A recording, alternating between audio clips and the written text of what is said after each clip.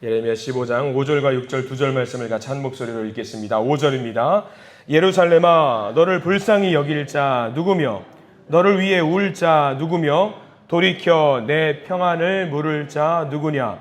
여호와께서 이르시되 내가 나를 버렸고 내게서 물러갔으므로 내게로 내 손을 펴서 너를 멸하였노니 이는 내가 뜻을 돌이키기에 지쳤음이로다. 아멘. 오늘 이 말씀 가운데 하나님의 은혜가 넘치길 간절히 기도하고 소망합니다. 기도하는 마음으로 고백할까요? 하나님과 동행하겠습니다. 우리 옆 사람 축복하면서 하나님과 동행하십시오. 할렐루야. 하나님과 동행하는 복된 날 되시기를 기도하고 소망합니다. 예레미야 15장 말씀까지 오면서 참 무겁습니다. 심판의 메시지를 계속 우리가 듣게 되는데 전하는 저도 참 힘들어요. 좋은 말씀들을 전해주면 좋겠는데 심판의 메시지가 계속되고 있어요. 이 심판의 메시지가 사실 우리를 살리는 말씀이라는 것을 우리가 알고 이것을 또 귀하게 받아 먹을 수 있기를 간절히 소망합니다. 특별히 오늘 15장 말씀은요, 하나님이 어떤 하나님, 내가 믿는 하나님이 어떤 하나님인가, 이것을 우리가 돌이켜보고 다시 한번 깨닫는 거예요. 하나님을 아는 지식이 굉장히 중요하잖아요. 하나님을 정확하게 아는 것이 너무 중요한 일입니다. 내가 믿는 하나님, 어떤 분으로 내가 이해할 것인가, 어떤 분으로 알고 어떤 분으로 하나님을 접근하는 것이 이제 이게 교파를 만들기도 하고요. 교회가 갖고 있는 시대적인 분위기를 만들기도 하고요. 또 하나님을 어떻게 알고 있느냐에 따라서 예배의 분위기를 만들어내기도 합니다. 그래서 우리가 하나님을 정확하게 제대로 아는 것이 무척이나 중요해요. 하나님을 제대로 알기 위해서 가장 필요한 것이 있다라고 한다면 무엇이 있을까요? 하나님을 정확하게 또 객관적으로 알 수 있는 유일한 근거가 되는 게 있다라고 한다면 딱 하나예요. 뭐냐면 말씀이에요. 말씀. 이 성경 말씀이 하나님을 정확하게 이해하는 데 굉장히 중요한 역할을 합니다. 말씀을 통해서 우리가 하나님께 나아가야 되고 하나님을 이해해야 해요. 필요한가? 이게 꼭 필요한가라고 생각이 들 때가 있어요. 사람의 생각 또는 경험, 개인적인 판단, 개인적인 어떤 신앙적인 경험을 통해서 하나님을 이해하는 것도 중요하지만 그것을 가지고 하나님을 이해하는 잣대로 삼는다라는 것은 굉장히 좀 위험한 일이라고 생각을 할 때가 많이 있어요. 그러니까 개인의 간증 중요하죠. 중요해요. 중요한데 우리가 개인의 간증을 들을 때는 굉장히 조심해야 됩니다. 말씀이 기본적인 잣대가 되는 것이 아니라 개인의 간증을 우리가 잣대로 삼아버리면 위험할 때가 있어요. 왜냐하면 그 간증이라고 하는 것은요, 그 개인에게 주시는 거거든요. 어떤 교회의 한 성도의 가정에 큰 일이 생길 뻔했어요. 한 권사님의 아들이 버스를 타고 가고 있었는데 그 버스가 크게 사고가 났더래요. 많은 사람들이 죽거나 다치고는 했어요. 근데 신기하게도 그 권사님의 아들은 하나도 다친 곳이 없이 멀쩡했대요. 그래서 권사님이 교회에 와서 너무 감사하다고, 하나님의 뜻대로 살아서 이렇게 이 아들이 살게 되었다고 하나님께 감사의 고백들을 막 하는 거예요. 좋죠. 그 간증을 들으면 정말 하나님이 역사하셨고 그 아들처럼 하나님의 말씀대로 살아야 되는구나, 많은 사람들이 은혜를 누렸다라고 해요. 그런데 문제는 이 몰랐는데 나중에 알게 됐어요. 한 집사님이 계셨는데 그 집사님이 어느 날부터 교회 안 나오시는 거예요. 왜냐하면 알고 봤더니 그 집사님의 아들도 그 버스에 타고 있었는데 그 아들이 죽었다라는 거예요. 자, 그러면 그 권사님의 간증으로 인해서 하나님의 말씀대로 그 아들이 살았어요. 은혜 받았죠. 그럼 그 집사님의 아들은 뭐가 되는 거죠? 말씀대로 살지 않아서 죽게 되었다는 거죠. 이거를 이 개인의 간증을 가지고 와서 나는 이렇게 해서 살았다라고 고백을 하는 순간 이게 어떤 한 사람에게는 이게 굉장히 큰 저주가 될 수 있거든요. 그러니까 개인의 고백을 가지고 하나님은 이런 분이다 판단하는 것은요, 굉장히 위험한 일이 될 수도 있더라고요. 우리가 하나님을 판단하는 잣대는 딱 하나여야 돼요. 말씀 말고는 아니어야 돼요. 말씀이어야 돼요. 오로지 말씀. 말씀을 통해서 하나님을 바라봐야 되고요. 말씀에 드러난 하나님의 구원하심을 바라봐야 되고요. 말씀에 드러난 하나님의 성품과 하나님의 구원 사역을 우리가 그대로 받아들여야 돼요. 이 예레미야가 하고자 했다는 것이 그겁니다. 하나님을 이해하기 위해 필요한 것이 과연 무엇이냐? 하나님을 이해하기 위해서 말씀을 그래서 부지런히 상고하고 묵상하면서 이 말씀에 집중하자라고 했던 것이 예레미야입니다. 그래서 예레미야가 하나님을 어떤 분으로 이해했느냐, 자기가 보고 있었던 이 말씀, 모세오경 율법 말씀을 통해서 하나님은 이런 분이다라고 생각했을 때 두 가지 단어에 집중했어요. 하나는 사랑, 사랑의 하나님이다. 또 하나는 뭐냐면 공의의 하나님이다. 이 사랑과 공의는 대척점에 있는 거예요. 사랑과 공의는 정반대에 있는 거예요. 하나님은 사랑의 하나님 맞잖아요. 또 하나님은 공의의 하나님도 맞아요. 하나님이 사랑이시기 때문에 우리가 하나님을 바라보면서 덜덜덜덜 떨고만 있을 필요는 없어요. 왜? 사랑의 하나님이니까. 늘 안아주시고 품어주시는 하나님. 그렇다고 해서 사랑의 하나님이라는 것만 우리가 알고 있으면 또 안 돼요. 왜? 하나님은 공의의 하나님이기 때문에 때로는 우리가 경외하는 마음, 때로는 두려워하는 마음 갖고 있을 필요가 있는 거죠. 이 사랑과 공의의 하나님, 이 두 가지를 균형감 있게 잘 이해하는 것이 굉장히 중요합니다. 여러분들에게는 하나님은 어떤 하나님이세요? 사랑의 하나님으로만 서 계십니까? 아니면 공의의 하나님으로만 서 계십니까? 이거를 적당하게 우리가 어느 쪽에 서 계신 거지, 어디에서 내가 서 있어야 되지, 이걸 판단하는 것이 굉장히 중요한 일이에요. 이스라엘 백성들에게 하나님은 어떤 분이셨을까? 그래서 어떤 분이셨을까? 이스라엘 백성들이 하나님을 어떤 분으로 이해했을까? 한 문장으로 정리할 수 있겠더라고요. 호의가 계속되니까 뭔 줄 알더라? 권리인 줄 알더라. 사랑을 주시니까, 계속 사랑만 주시니까 그 하나님이 늘 우리에게는 사랑만 주시는 하나님을 생각했다라는 거죠. 그도 그럴 것이 하나님은 계속 이스라엘 백성들에게 퍼주시기만 하셨거든요. 근데 정확하게 했어야 돼요. 하나님은 사랑을 주시지만 심판도 하시는 공의의 하나님이라는 것을 정확하게 알았어야 되는데 그것을 놓쳤던 거죠. 그래서 15장 말씀 계속해서 우리는 이해되는 게 뭐냐면 하나님은 심판의 메시지를 주신다라는 거죠. 이거 굉장히 중요합니다. 우리가 1절 말씀을 통해서 우리 먼저 한번 훑어보기를 원하는데 하나님은 오늘 어떤 심판의 메시지를 주시는가? 1절 말씀 같이 한번 읽어보기를 소망합니다. 1절입니다. 여호와께서 내게 이르시되 모세와 사무엘이 내 앞에 섰다 할지라도 내 마음은 이 백성을 향할 수 없나니 그들을 내 앞에서 쫓아내보내라 라고 말씀하셔요. 이스라엘 백성들이 범죄했잖아요. 하나님은 참을 만큼 참으셨어요. 사랑을 주시면서 참아내셨어요. 근데 하나님께서는 이제는 내가 공의의 하나님으로 일어서서 심판을 주리라 라고 말씀하시죠. 도저히 참을 수 없다라고 말씀하시고요. 결국 그들을 버리시려고 마음을 먹으셨습니다. 그게 어느 정도 마음을 먹는 정도냐면 누가 와서 말린다라고 하도 내가 지금 이 마음 먹은 것을 반드시 하시겠다고 하셔요. 심지어 두 사람이 와도 내가 이것을 하겠다. 두 사람이 누구냐면 모세와 사무엘. 모세와 사무엘이 어떤 사람인지 여러분들 아시지요? 하나님 심판하시겠다라고 마음을 먹으셨을 때에 팔 쫙 벌려가지고 막았던 사람이 몇 있어요. 아브라함도 그 중에 한 명이겠지만 모세와 사무엘도 그 사람이지요. 하나님 안 돼요. 두 사람을 언급하신 이유가 있어요. 이 두 사람은 제대로 하나님을 말려본 사람이에요. 이스라엘 백성들이 출애굽을 하던 시절 시내산이라는 곳에 잠깐 멈춰서 쉬었다 간 적이 있습니다. 그 순간 이스라엘 백성들은 참지 못하고 뭘 만들었냐면 금송아지 만들었어요. 우상을 만들었어요. 그래서 하나님께서 그들을 보시고 견디지 못해서 내가 저들을 멸하겠다라고 결정을 하시죠. 근데 그 하나님을 결단을 막았던 한 사람이 누구였냐? 모세였어요. 그리고 하나님 그러시면 안 돼요. 그럴 거면 하나님 뭐하러 이 백성들을 출애굽을 시키셨습니까? 뭐하러 도우시고 뭐하러 인도하시고 물 주시고 먹을 거 주시고 구름기둥 불기둥 왜 하셨습니까? 그냥 차라리 광야에서 죽게 만드시는 것이 더 맞지 않겠습니까? 그렇게 해서 하나님의 뜻을 거두게 만든 사람이 누구냐? 모세죠. 귀한 사람이에요. 사무엘은요. 이스라엘 백성들이 미스바라는 곳에 다 모이게 만들어요. 그래서 하나님 앞에 잘못한 것을 회개하게 만들고요. 다시 하나님의 백성으로 일어서게 만드는 그 일을 누가 하느냐? 사무엘 선지자가 합니다. 망할 수밖에 없었던 그 백성들을 하나님 곁으로 인도하는 귀한 일을 해요. 그리고 미스바에서 모든 이스라엘 백성들이 모여서 기도하죠.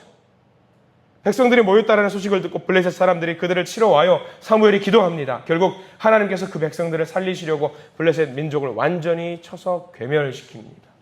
모세와 사무엘, 귀한 하나님의 일꾼. 하나님은 누구의 말도 듣지 않으셨지만 모세와 사무엘 선지자의 말을 귀하게 들으셨어요. 근데 지금 예레미야 15장에는 어때요? 모세와 사무엘이 와서 막는다라고 할지라도 그들의 말을 듣지 않고 모두 멸하시겠다라고 심판하시겠다고 하나님이 결정을 하신 거죠. 왜 이렇게나 화가 나셨을까? 왜 이렇게 화가 나셨을까? 간단합니다. 아까 말씀드렸죠. 호의가 계속되니까 자기들은 그게 권리인 줄 알더라. 딱 그런 거예요. 이스라엘 백성들이. 하나님 봐봐. 원래 사랑의 하나님이시잖아. 봐주실 거야. 걱정하지 마. 하나님은 이번에도 넘어가 주실 거야. 자기들의 이익을 위해서 하나님을 이용하려고 했던 겁니다. 여기서 필요한 것이 무엇이냐? 하나님이 어떤 분인지 제대로 그리고 정확하게 아는 것이 무척이나 중요한 겁니다. 하나님 용서해 주시겠지. 어때요? 여러분들 어떠세요? 하나님 용서해 주시겠지. 사랑의 하나님이시잖아. 맞아요. 맞습니다. 사랑의 하나님이니까 용서해 주실 겁니다. 근데 사랑만 갖고 사시는 분이 아니세요. 우리가 그것을 정확하게 알아야 돼요. 2절 말씀 볼까요? 2절 말씀 이렇게 나와 있습니다. 2절입니다. 그들이 만일 내게 말하기를 우리가 어디로 나아가리요 하거든 너는 그들에게 이르기를 여호와께서 이와 같이 말씀하시니라. 죽을 자는 죽음으로 나아가고 칼을 받을 자는 칼로 나아가고 기근을 당할 자는 기근으로 나아가고 포로될 자는 포로됨으로 나아갈지니라 하셨다 하라 라고 심판의 메시지를 던지시죠. 하나님 이번에는 어디로 가요? 하나님 사랑의 하나님이시잖아요. 우리가 어디로 가면 좋을까요? 하나님 답을 주세요. 하나님 뭐라고 말씀하세요? 니들 알아서 가라. 니들 가고 싶은 대로 가라. 내가 이쪽으로 가라 하면 너희들 이쪽으로 갈 거 아니냐? 니들 알아서 가라. 니들 죽든 살든 내 알 바 아니다. 그러면서 하나님이 갈 방향을 동서남북 알려주시죠. 한쪽은 뭐가 있냐면 죽음이 있어요. 한쪽은 뭐가 있냐면 칼이 있고요. 한쪽은 기근이 있고요. 한쪽은 포로 있어요. 이게 뭘 말해요? 동서남북 다 뭐가 있어요? 벌이 있고 심판이 있다라는 이야기예요. 누가요? 사랑의 하나님이. 사랑의 하나님이. 이스라엘 백성들에게 고난이 찾아오니까 하나님 찾아요. 하나님 이번에도 우리를 용서하시고 돌봐주실까요? 돌봐주실 거야. 하나님 이번에는 우리 어디로 가면 좋을까요? 하나님 지쳐버리신 거예요. 그래서 화를 내시고 구원의 길이 아니라 심판의 길을 알려주시는 거죠. 근데 그 심판의 길을 알려주시는 분이 누구다? 사랑의 하나님이다. 조금 어려운 말을 해볼까요? 1절과 2절에도 보면은 여호와께서 하나님께서 말씀하시니라 라고 기록이 되어 있어요. 하나님 계속해서 1절과 2절에 내게 이르시니라 여호와의 말씀이니라 라고 기록되어 있죠. 근데 이 15장에 나와 있는 이 문장에는 조금 특이한 부분이더라고요. 보니까 1절과 2절에도 말씀이란 이야기가 나와요. 3절에도 마찬가지로 말씀이란 이야기가 나와요. 근데 1절과 2절에서 사용되는 이 말씀이라는 단어하고 3절에 나와 있는 하나님의 말씀이라는 단어가 다른 단어를 사용하더라고요. 이상하다? 같은 말씀 같은데 왜 1절, 2절과 3절이 다른 말씀이고 우리 번역에는 똑같은 말씀이잖아요. 근데 히브리어 원어에는 다른 거를 사용하더라고요. 그래서 찾아봤죠. 이게 무슨 말일까? 3절에는요. 여호와 네움이라는 말을 사용하는데 이게 특이한 말이더라고요. 뭐냐면 이런 말 들어보셨을 거예요. 신탁이라는 말. 신탁. 신탁이라는 말은 뭐냐면 최종 결정. 최종 결정이라 최종 판단. 절대 번복하지 않는 최종 판단. 우리나라로 치면은 1심이 있고 2심이 있고 3심이 있잖아요. 3심 결정 나면 번복이 돼요, 안 돼요? 안 돼요. 1심에서 판단을 하고 2심으로 가져갔을 때에 2심에서 뒤집어지는 경우가 있고요. 2심에서 났던 것을 3심으로 가져가면 뒤집어지는 경우가 있어요. 근데 3심에서 결정난 거는 번복이 돼야 안 돼요. 이제는 번복이 안 되는 거예요. 이걸 갖다가 이 신탁이라는 말을 쓰는데 이 3절에 나와 있는 여호와의 말씀이 신탁이더라고요. 번복 불가, 최종 결정. 이게 3절이더라고요. 자, 3절 읽어볼까요? 3절에 나와는 최종 판단, 절대 번복이 되지 않는 하나님의 말씀이 무엇인가? 3절 읽어봅니다. 여호와의 말씀이니라. 내가 그들을 네 가지로 벌하리니 곧 죽이는 칼과 찢는 개와 삼켜 멸하는 공중의 새와 땅의 짐승으로 할 것이며. 자, 간단하게 설명하면 다 죽는다라는 이야기예요. 다 죽는다. 하나님께 간절히 소망해보자. 이번에도 뒤집어 주실 거다. 1절, 2절은 그럴 수 있어요. 근데 3절은요. 절대로 번복하지 않겠다. 쉽게 이야기해볼까요? 얄짤없다. 무르기 없다. 하나님이 이번에는 완전히 벌하시겠다라는 말이죠. 3절 어때요? 굉장히 무서운 말이에요. 다 그냥 없애버리시겠다라는 그 이야기잖아요.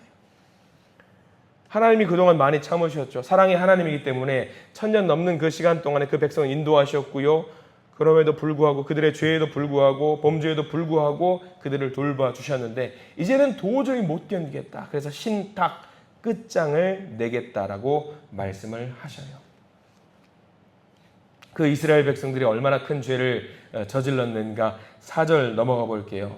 유다 왕 중에 제일 악했던 왕을 끄집어내시거든요. 4절 말씀 읽어봅니다. 유다 왕 히스기야의 아들 므낫세가 예루살렘에 행한 것으로 말미암아 내가 그들을 세계 여러 민족 가운데에 흩으리라 라고 나와 있어요. 므낫세 왕, 여러분들 아시죠? 북이스라엘과 남유다 중에 이 통틀어서 이 왕 중에 제일 악했던 왕 중에 한 명이 므낫세 왕. 누구의 아들이죠?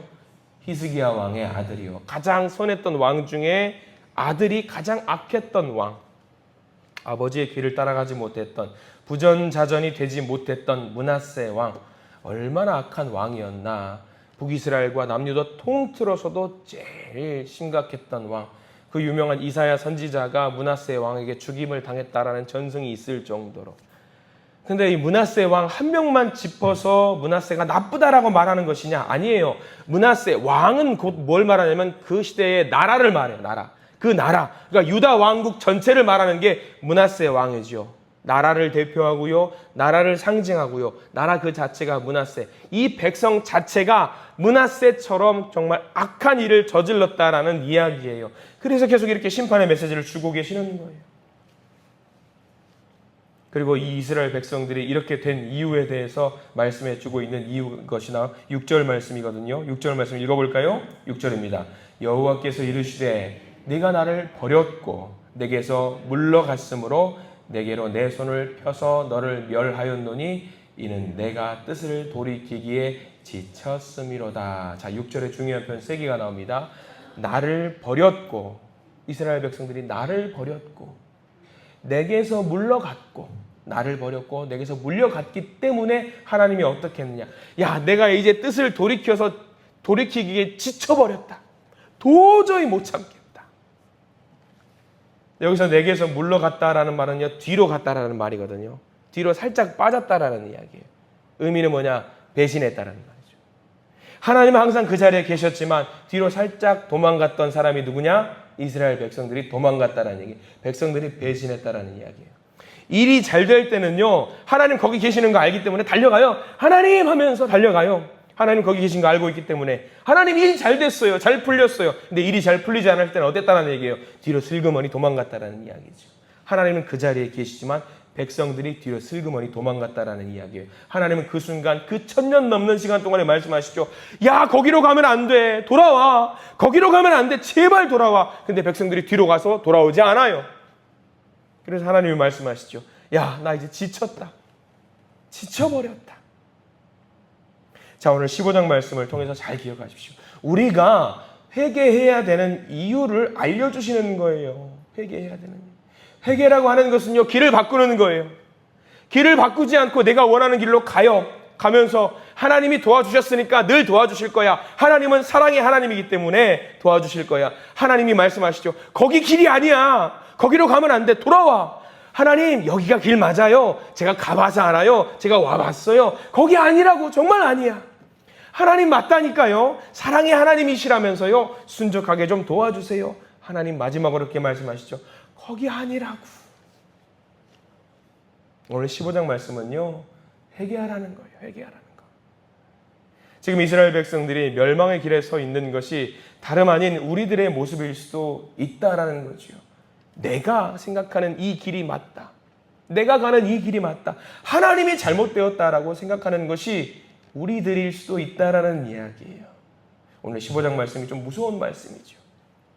이 말씀을 잘 묵상하시면서 회개하는 자로 다시 일어서시기를 간절히 축원합니다. 회개하고 길을 돌이키기만 하면은요, 우리에게 하나님은요, 사랑의 하나님이 맞아요. 사랑의 하나님이 맞습니다. 그래서 기도하셔야 돼요. 나의 욕심과 내 자아와 내 아집과 내 고집들 다 내려놓고 하나님, 내게 사랑의 하나님이 되어주세요.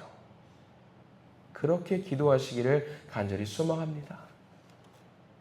하나님 무서워할 줄 알아야 되고요. 하나님 두려워할 줄 알아야 돼요. 그 마음 갖고 그 마음을 기본적으로 깔고 하나님, 사랑의 하나님 그렇게 고백할 때에 하나님은 진짜로 우리에게 사랑의 하나님이 되어주실 줄 믿습니다. 그 하나님을 만나시기를 간절히 소망합니다. 오늘 하루 살아내시면서 그렇게 기도 올리시고요. 반드시 응답받으시고 사랑의 하나님이 돌보시는 놀라운 역사를 경험하시는 저와 여러분들 되시기를 축복하고 축원합니다. 기도하겠습니다. 하나님 감사합니다. 오늘 말씀을 통해서 하나님의 은혜를 경험하게 됩니다. 돌아오라고 말씀하시는 그 하나님의 말씀을 거절하고 자기 뜻대로 갔던 이스라엘 백성들의 모습을 바라보면서 우리들의 모습이 때로는 그런 모습이었을 때가 아닌가 이 시간 회개합니다. 하나님 도와주시옵소서. 돌이켜 하나님께로 나아갈 수 있는 우리가 되게 해주시고 하나님의 말씀 붙들고 사랑의 하나님이면서 공의의 하나님을 알고 두려운 마음 갖고 그 사랑의 하나님께 나아갈 수 있는 우리가 되게 해주시고 그 사랑의 하나님을 마음껏 누리며 느끼며 만끽하는 우리가 되게 해 주시옵소서. 오늘 하루 살아갈 때에 하나님 나에게 사랑의 하나님이 되게 되어주시고 이 사랑의 하나님을 붙들고 나아갈 때에 하나님이 주시는 큰 복을 마음껏 누리게 될 줄 믿사오니 하나님 우리를 인도하시고 도와주시옵소서. 예수 그리스도 이름으로 간절히 기도드립니다. 아멘.